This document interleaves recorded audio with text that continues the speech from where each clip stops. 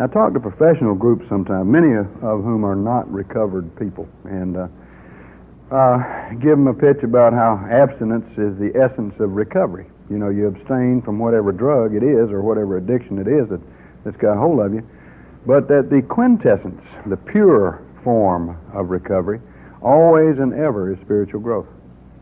And that you cannot maintain abstinence without growing spiritually, and you can't grow spiritually without abstaining. And so those things are intimately connected in this growth process, this business of growing down, if you will. And a lot of the growing down has to do with what William James called deflation of the ego. Some people balk when you say deflate ego. That they almost equate that word with annihilate ego, destroy ego. We're talking about, okay, let me put it this way, in Little Red Hen language, which is the way I understand things best, there is in me, there was, and there probably always will be, a little spoiled brat that lives right inside of me, about 8 fingers above my navel, okay? He sits in his high chair, and he beats on it with a spoon. And he says, do it, and do it now, and do it my way, or I will retaliate. Now, we are talking about, in recovery, if you will, turning the brat into a child who is simply sitting in his chair. Not directing things, but living his life calmly and quietly, and allowing those around him to do likewise.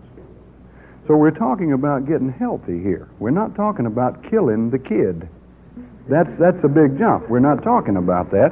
But in a certain sense, the kid dies. The kid dies. Any person who recovers has to sacrifice. And sacrifices are, that's a nice word, I guess, for deaths, There's giving up to do here. And some of the things that accompanied, my addiction, my drinking problem, my inability to abstain, some of these things were very precious to me. You see? Some of these things were very precious. And you have to die to those things. There is no spiritual growth, I don't believe, without a death. Seems to me for rebirth to occur, there's got to be some demise somewhere. And with most of us, it's like the influence of the spoiled brat is reduced little by little, and the little kid begins to increase more and more. So it's like a balancing kind of a thing, if that makes any sense at all. Okay? A balancing, a bringing down. The word anonymity, do you know the root of that word? Any Greek scholars in here? I hope not. Any Greeks? I use Greek words sometimes. I had a student in the class one day that was a Greek, and she said, "You're wrong," and she had to straighten me out. Anonymous. Anonymity, says the 12th tradition, is the spiritual foundation of all our traditions, ever reminding us to place principles before personalities.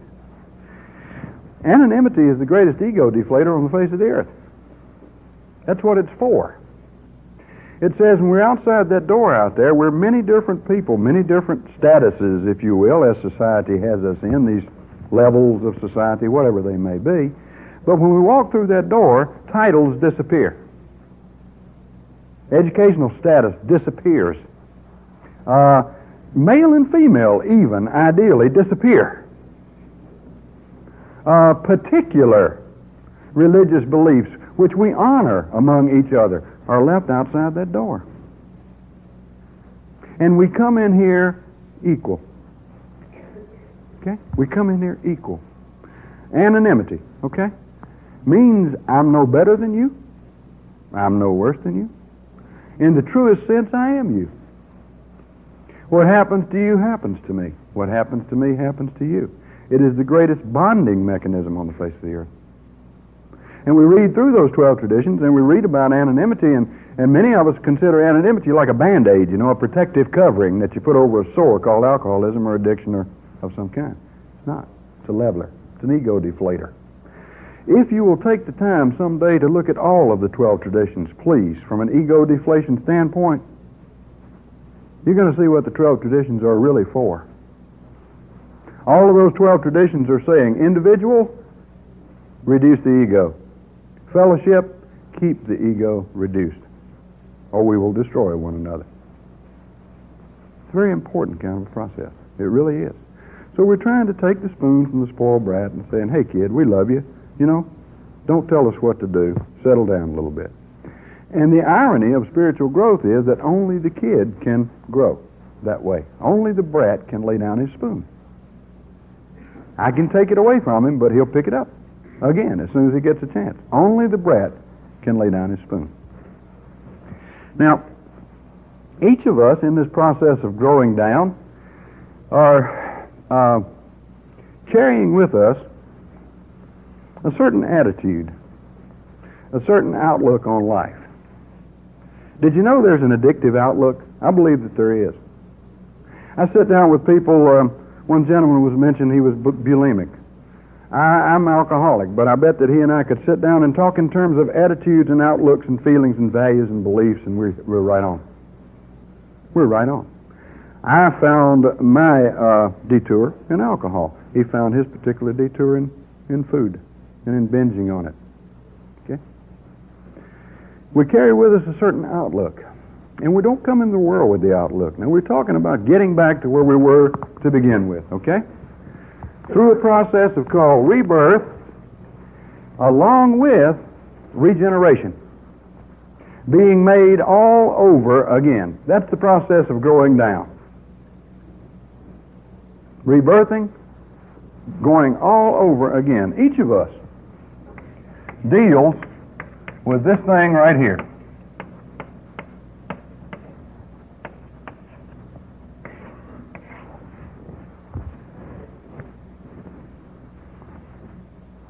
You ever stop and ask yourself, what is reality? It's a wonderful word, isn't it? We use it all the time, don't we? Daily. I love Lily Tomlin's comedy, okay? You know her character, the bag lady? Bag lady shuffling along. She knows what reality is. She turns to the audience and says, reality is a collective hunch. And if they tell me if you get too close to it, you get all stressed out. It upsets you. I like that. A friend of mine who's a marvelous doctor, spiritual doctor out in California. Reality, he says, we all live according to our own personal myth, he says. And if enough people agree on it, we call it reality.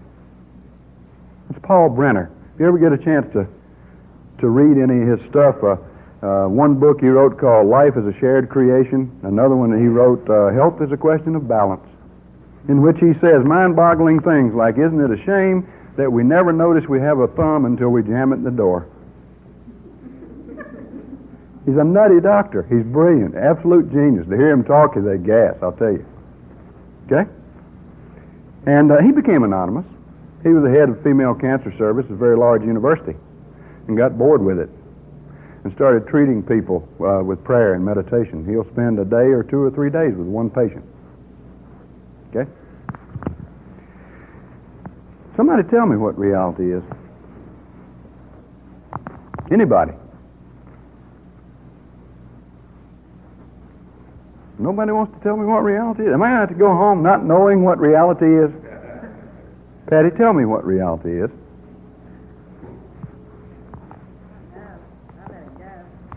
Okay. I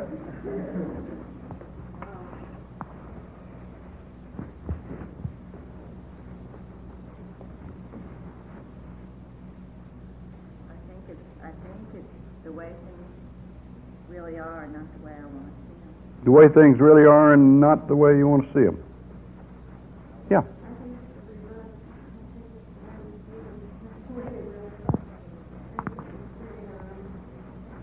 We what? Everybody hear that? You know, back when I was in school, it taught me grammar. They always trained my left brain. Do you notice that? Oh, my left brain really got it. Logic, grammar, arithmetic, all this kind of stuff. Reality is a subject, and is a verb. Remember what kind of verb that is? Small English lesson here. Huh? They call it a linking verb now, don't they? The verb to be. And after a linking verb comes a word that describes the subject. Yeah, okay?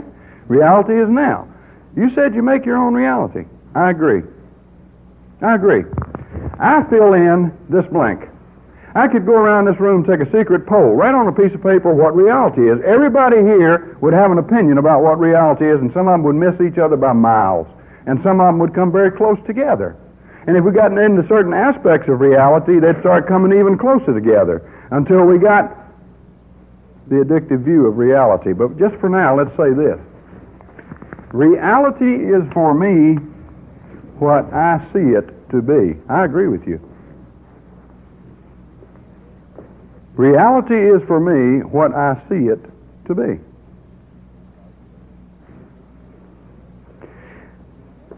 I behave according to what I see. Don't you? And reality, or my view of it, and my behavior are intimately connected. Example. This is a bad world. I was doing a group up in Asheville, North Carolina. You ever see one of these? There's not one here. I'll make sure before I say it. One of these little old ladies, and they're cute, and they got blue hair.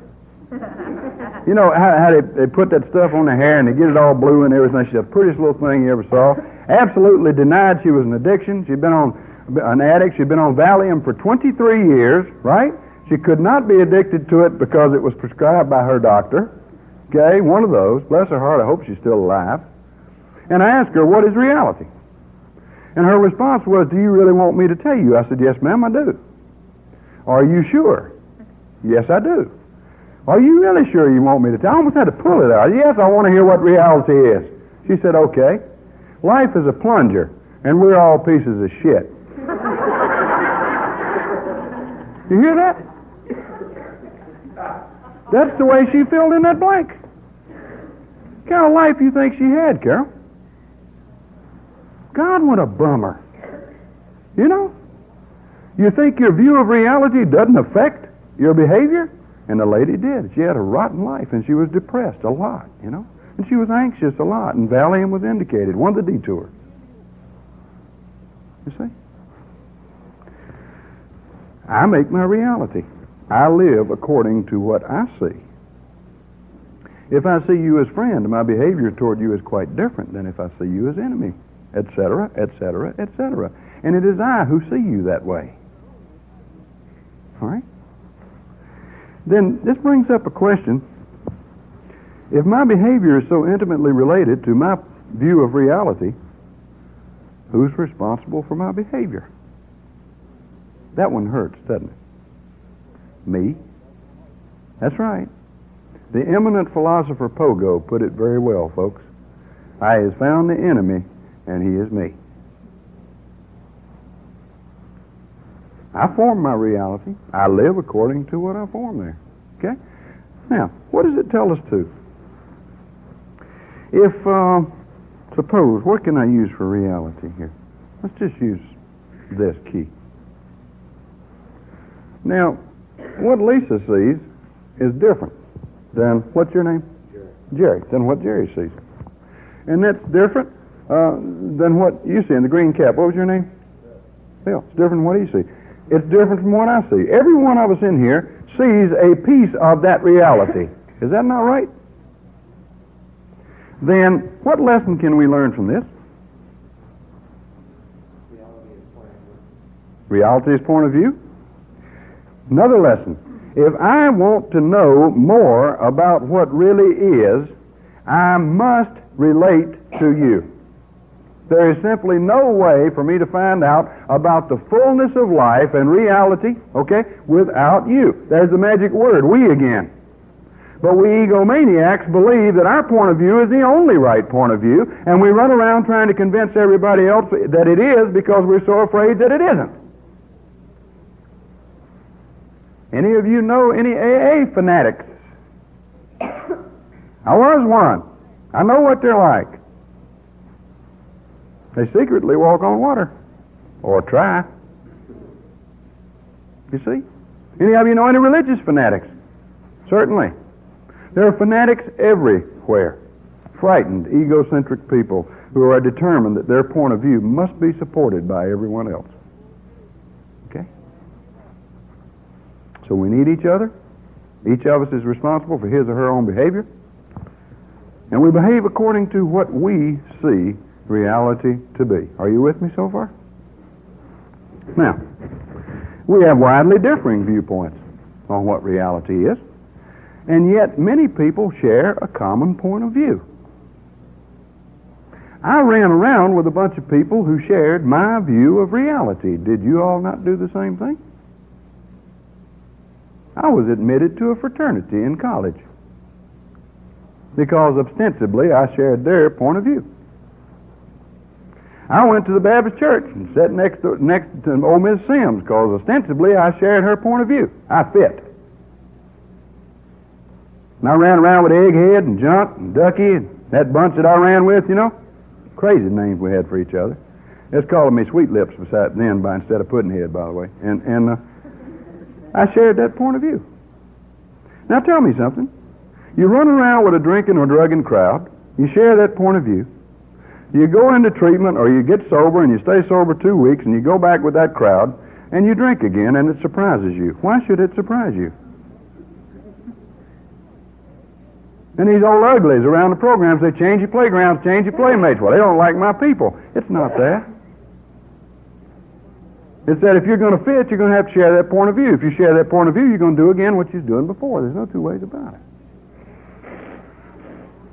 And boy, people differ in their points of view of reality widely. We differ in this room widely in some respects, okay?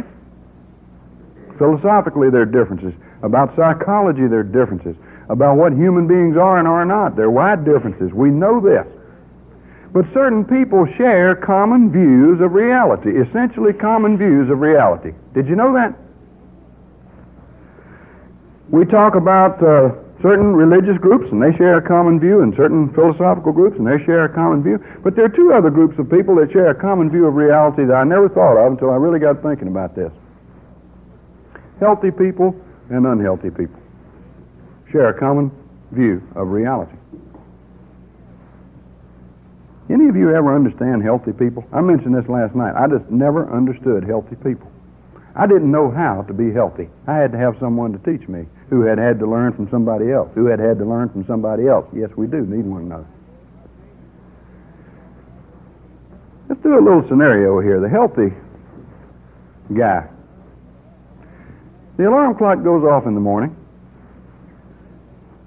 and he reaches over and he cuts it off, and he sits up on the side of the bed, and he's not too happy about getting up, and you know, he's still a little heavy-eyed and everything, but he wipes his eyes and says, oh well, time to get up. Wish I could sleep longer, but gotta go. And he's up off the bed, man.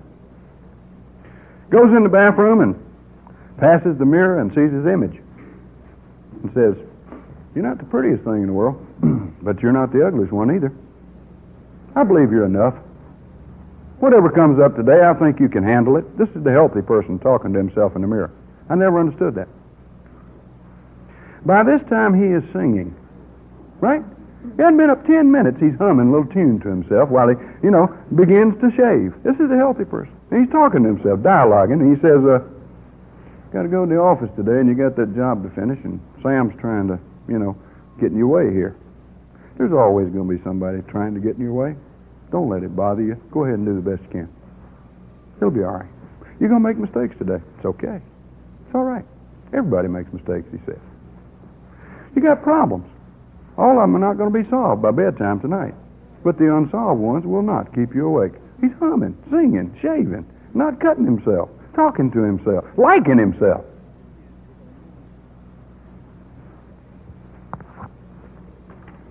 Takes his shower, he's dressed, he's still humming, he's having a good time.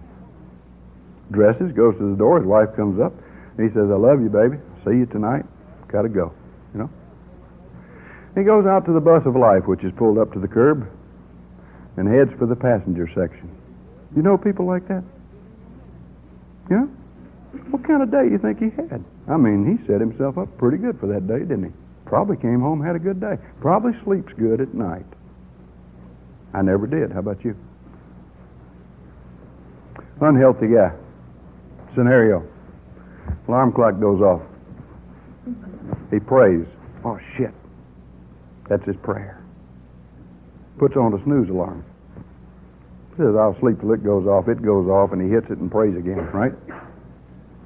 I can sleep 15 more minutes, he said. Don't really want to get up, and he oversleeps. Wakes up, realizes he's 30 minutes late already, and he's not even out of bed, and he prays again. You got that prayer? Runs to the bathroom, sees himself in the mirror, and almost gags. You ugly. I don't think you can handle it out there today. You got to go to the office, and you got to do that job, and old Sam doesn't want you to do that job, and he's going to stand in your way every chance you get, and he'll probably defeat you, and you're going to lose your job. Problems, he says. You got these problems. He starts thinking about the problems. He's dialoguing with himself, you know, and he cuts himself, and he prays again.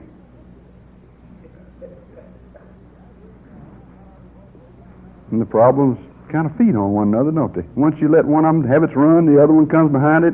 Before you know it, the man hasn't even peed yet, and he's got 473 problems gone, all of them unsolvable. And he said they're going to run wild today. You can't sleep tonight. You're not going to solve all these problems unless you can find the right solution to every single one of them. It's got to be exactly right. And don't you let anybody know you make mistakes, because you're not supposed to, and they'll get you if you do. Now he's bleeding, right? And every time he cuts himself, he prays again. He's already prayed 40 or 50 times, too. See, he's not even out of the bathroom. Jerks on his clothes. They don't match. Runs to the door. His wife comes up. He says, "Get out the way. I got to go." Runs out the door to the bus of life, which is pulled up to his curb, and goes dead for the driver's seat. What kind of day you think he had? God, that first part of the morning is so important. Maybe that's the reason the big book Alcoholics Anonymous says, when it's talking about prayer and meditation, upon awakening. Not 10 minutes after, upon awakening, it says. We think about the day ahead. Okay? I don't know about you, I can wait 15, 20 minutes in the morning, and I'll end up not praying and meditating. I got too many problems and I don't have time. I'm a busy fella, y'all. Too busy to keep an appointment with God. Way too busy. And by noontime, it is flying apart. Any of y'all that way? I know you're not, but you know. Now, where do we get this point of view? Where does it come from? Because we need to understand that. Y'all have seen me draw this old picture of the mind so many times that you're probably sick of seeing it, and it's really not your mind, but it's a pretty good model. Let's draw it here for a minute. And in the middle of the mind is that window that we look out of, and we form opinions about what we see, and we put labels on people and places and things, and that's called perception. And my perception of things is the way I see things to be, roughly. All right? Now, when I came into this world, I don't believe I had any opinions. Did you? I don't think little babies have any opinions. I don't think they put labels on anything. I think a little baby lives in a magic world, y'all. It's the world called we. The window that he looks out of, the perceptive window, it's clear. As a matter of fact, if he moves, something else moves. If he makes a sound, something responds. It's like everything's him, and he is everything. He's real close, you know? He begins to get out of bed at an early age. Oh, I got to say this. Ever notice a baby in his crib or her crib? They're always seeking to relate to something or somebody. Don't care what it is. A kid can sit in the crib and play with a leaf for hours. I believe they totally absorb that leaf. They know everything there is to know about that leaf. Not intellectually, but in the deeper knowing sense. They don't even know it's a leaf. They just love it, feel it, play around with it, absorb it. But eventually they get out of that crib, you know. And they go crawling across the floor. And maybe this thing here is sitting on the floor. And he crawls into that thing, and he hits his head, and he gets this strange sensation going down right here, right? Up until now, everything has moved when he moved. That didn't move. And furthermore, he's got this strange sensation down the back of his head over here. Watch a baby. Generally, the baby will back off and hit it again. You ever watch a kid? Kids are a trip, man. They will back off and they hit that thing again. They are determined it's going to move. Everything's moved up to now. That's going to move, and it doesn't move. Now, if you want to know if that baby is going to be an addict of some kind, that's the baby that backs off and hits it 7 times, trying to move it. And it won't move. And he hears a voice, and the voice says, honey, don't hit your head on the table. It will hurt. The table. This sensation is called hurt. I don't like that. Scenario now. Go with me. And he looks at himself and he says, God, you're small. You're so limited. You're not that table. You're not that big thing over there that made that noise that said something about hurt either. And I believe fear sets in real early. He has recognized his separateness. And he begins to say a new word that he's never said before. I. Me. Mine. If you want to test this out, go up to a baby, young one who's sucking on a bottle. Man, they slobber all over everything. You know that? Babies slobber. I expect somebody to come up one day with something called slobber therapy. We've tried every other way, but walk up toward the baby, and the baby sometimes will push that bottle out to you, slobber and all. You know that? Because you're not you. You're part of him. I mean, it's like he's feeding himself. Really. Think. But he's 3 years old, and he's got him a sucker, and he's licking on him, right? And you walk up to him, and you say, that's a good-looking sucker. Could I please have some of that sucker? He says, it's mine. There's a radical change here, y'all. What was related is separated. What was total and complete is now fragmented.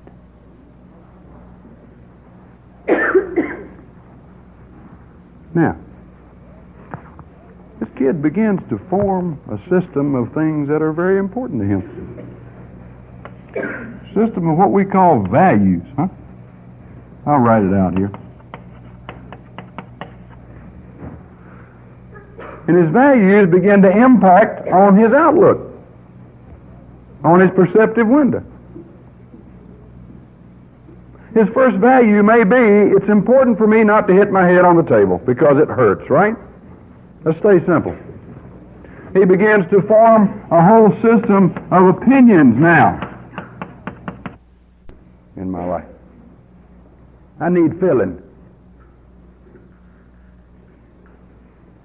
He'll go looking for something. He'll go looking for something that will change his view of reality. Hopefully, it'll change it instantly, y'all. We like instant stuff. Go in your grocery store and look. Go to your bookstore and look at the instant books on psychotherapy and on how to get good and how to get well and all, in 10 minutes and get a degree for it. We like instant stuff. Our society, I think, doesn't know how to delay gratification. I'll just say that about the whole society. Delay gratification. That's wonderful, big language, isn't it? This society doesn't know a damn thing about eating Oreos. This society goes right for the creamy center. Never mind the wafers, baby. Let's get with it. Listen to the street language. Let's get it on.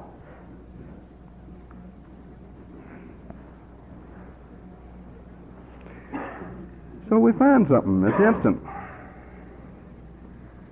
Maybe it's alcohol. Maybe it's food. But whatever it is, the effect of it is to change reality, or to seem to change reality, or your point of view of reality. The world which was a plunger changes radically, dramatically, instantaneously, feeling good.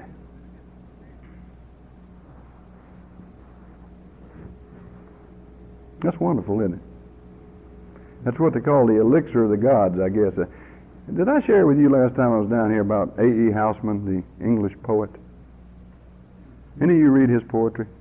Nice stuff. It's really good stuff. And Housman was an alcoholic, I know, because I read this poem of his one time, and he couldn't have written it if he wasn't. And he was talking about this change. And let me share this with you. He said, "Many a peer of England brews livelier liquor than the muse, and malt does more than Milton can to justify God's ways to man. Ale, man, ale's the stuff to drink for fellows whom it hurts to think. Look into the pewter pot and see the world as the world is not." Bingo. It's changed, isn't it?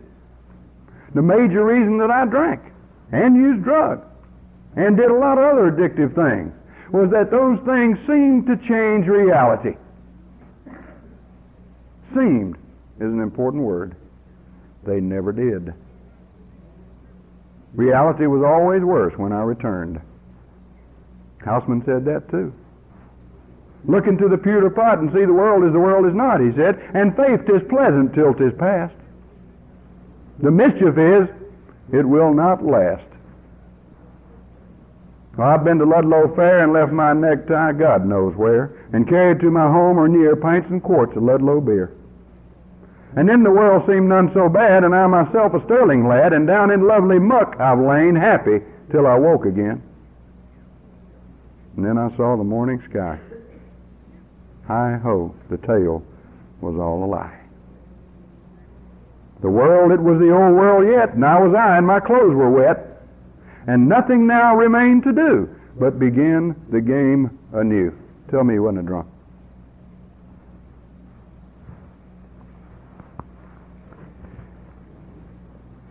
Hate to tell you this. I hated to discover this. Reality does not change instantly. Oh God, how I wanted it to. And how you wanted it to. You come off a bender and you'd make these world-shaking statements like, "I have learned my lesson this time." Do you hear that? We really meant that. I have learned my lesson this time, we say. I will never do this again. I am finished forever. And I got to tell you what's true of me. Anytime I use the word forever, ever, or never, I'm on an ego trip. That was true then, it's true now. I have learned my lesson. I'm not going to look at it that way anymore. Now, you've been out there building that point of view of reality for how long now? Is it 20 years or 21 years or 25 years or 30 years? And after one bad experience, you're just going to change it all. There's the instant grits again. I'll just add a little water here. It'll all change. Instantaneously, painlessly, hopefully. Sorry about that. Your point of view of reality will never change until your values do. What are they? Abraham Maslow talked about a hierarchy of values. There's a system. Patty, they're arranged in order. First value, second value, in order of their importance. In my mind, at some level, is that value system. All of it.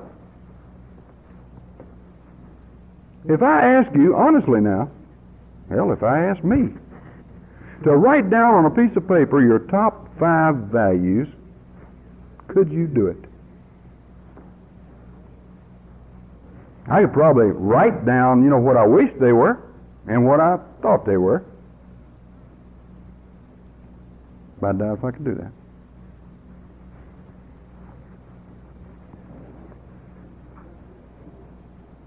So, if we're going to change our point of view and our perception of reality, we must change our values. If we don't know what our values are, we must discover what they are.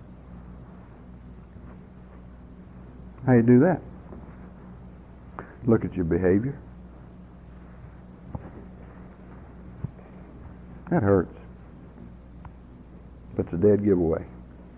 We behave in terms of what's valuable to us. Look at your behavior. Might shake you up. But you discover what your values really are. And then when you discover, as Chuck used to say, you discard. You replace, you reprioritize. But first you got to know what's there. And then you start moving things around a little bit.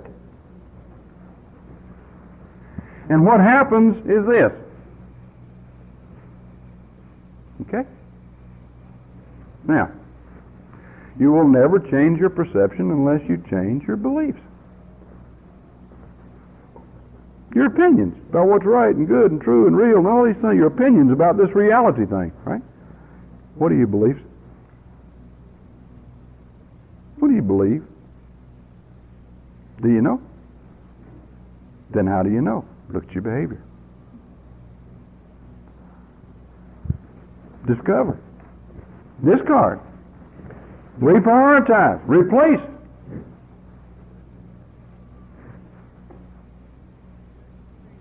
About those feelings. Any of you ever look at the world through angry eyes? I did for 30 years. The world looks different, doesn't it? Feelings, boy, they hit. They impact so heavily on what reality is for me. Clean them up. That's what the 12-step program says. Clean them up. Learn how to express, get out these feelings. And the beauty of the 12-step program is to suggest that we get them out through service to others. If you look at it very closely. Memories. Look at your experiences in life. Instead of damning yourself for having them, learn from them. It's a beautiful section in the big book, Alcoholics Anonymous. It begins by saying, now about sex. God, we avoid that topic, don't we? And you know what that whole thing says? Look at your past behavior. See what your values were in your sexuality, huh? Because it's very closely related to spirituality. They are so intimately together that we confuse one from the other often. What's your beliefs been in your sexual life? You know, who have you hurt in your sexual life? The whole thing is, look at it, learn from it. Don't put yourself down. On this side of the paper, you know, what you did, and on this side of the paper, what you've learned that you're going to do now to change. That's the way we learn. And so you will think if you've been clean and sober or involved in a 12-step program for any time at all, you know, you probably have realized by now that you learn more or have learned more from your mistakes than from your successes. And it's the transformational process that takes place there, you know. This mistake becomes the foundation, if you will, of my future success. And the big book says, our past becomes our most valuable asset. That blew my mind until I understood that. Yeah, it is. This is a transformational process that's happening here. Now, when you have examined these things, when you have learned from these things, when you've cleaned up a little bit, guess what happens to your perceptive window here? It's clear.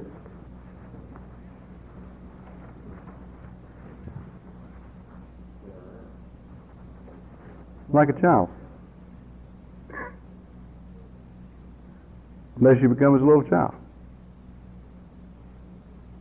Okay? Moving on back, clearing up the window. And start all over again. With what? These principles which are guides to progress. New priorities. Huh? The new priorities given to you in this program and these principles. It's a funny thing, y'all. The beginning phrase in the 12th step. Anybody tell me what it is? Come on. Having had a spiritual awakening. What is that? If it's not a massive change in perception. Would you tell me? What is it? Carl Jung said it was that. Massive shift, he said, in values. Massive shift in attitudes and beliefs. Total change. Okay? So something dies. What? Old values, old beliefs, old feeling patterns. You see? And you really do start all over brand new. Now you're ready to be, if you will, regenerated. Yeah, made all over again. And we say, oh, that's far out. Anybody sitting in here that's an addict or addicted to anything or is addicted to an addict even? It is strange what people get addicted to. And, you know, your addiction hasn't killed you today. You're being regenerated. You're being transformed. If you're a dilaudid addict, you haven't shot up today? Something's happening to you. Yeah. If you're an alcoholic, you haven't had a drink? Something's happening to you. You see? But you see, in addition to being impatient, wanting instantaneous stuff, we want big stuff. Transform me, Lord, now. Get me on up there with Augustine. It's almost like God comes back and says, okay, if you're ready to work, and wait. It is work. It almost kills some of us. We've got to work at the program in order for it to be a success.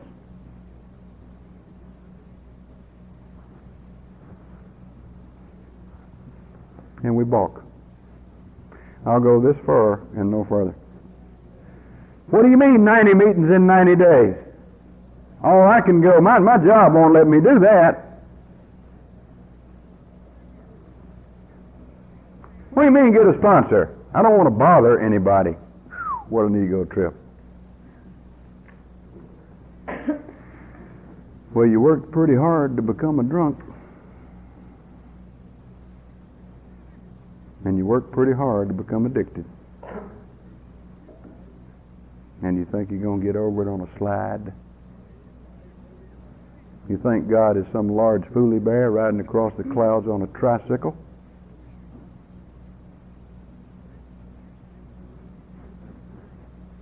I don't think so. So you got to work.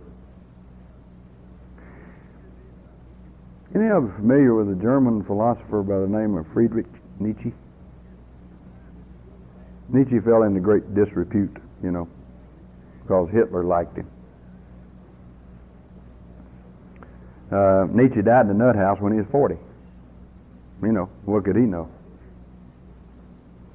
Do you ever realize some people are too tender for this world? People like Van Gogh and Nietzsche, and we've known some others, too tender for this world. And Nietzsche really took a beating because you heard all the preachers a few years ago, and they're yelling about God is dead and God is dead and all this stuff. And you saw the bumper stickers, if he's dead, he died since this morning because I just talked to him and all that kind of, you know how we get carried away with stuff. Nietzsche was the man who said God is dead. So he's taking a beating. But they never gave Nietzsche his full due. Nietzsche did say, God is dead. His love for us has killed him.